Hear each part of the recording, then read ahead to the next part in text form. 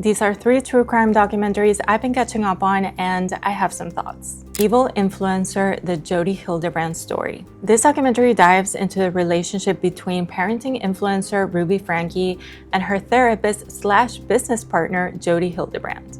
What struck me was the irony behind this whole story, because Jodi had positioned herself as a moral and religious authority helping families heal.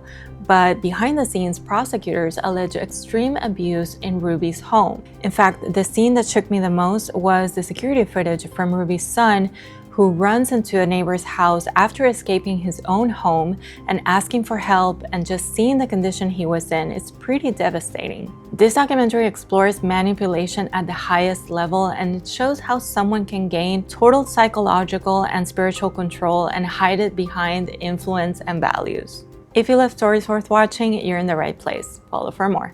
The investigation of Lucy Letby. This documentary explores the case of a nurse convicted of murdering 7 babies and attempting to murder 7 more in a hospital's neonatal unit between 2015 and 2016. The film walks through how unexpected collapses and deaths began to raise suspicion, and how investigators eventually focused on Lucy. It uses police body cam footage from her multiple arrests, which immediately pulls you in, and it also lays out all the damaging evidence, including her handwritten notes and her police interviews.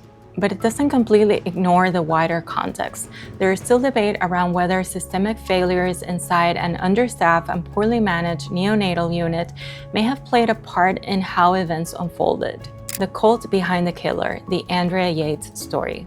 This one is devastating, and it's so much more layered than I expected. This docuseries revisits the 2001 case of Andrea Yates, who drowned her 5 children while suffering severe postpartum depression. What makes it especially powerful is that the children's father, Rusty Yates, participates in this docuseries and offers his perspective years later, and that alone adds an emotional layer to this story. It also dives into the influence of street preacher Michael Warniecki, whose apocalyptic teachings intensified Andrea's fragile state of mind. Let me know in the comments if you've already seen them and what are your thoughts.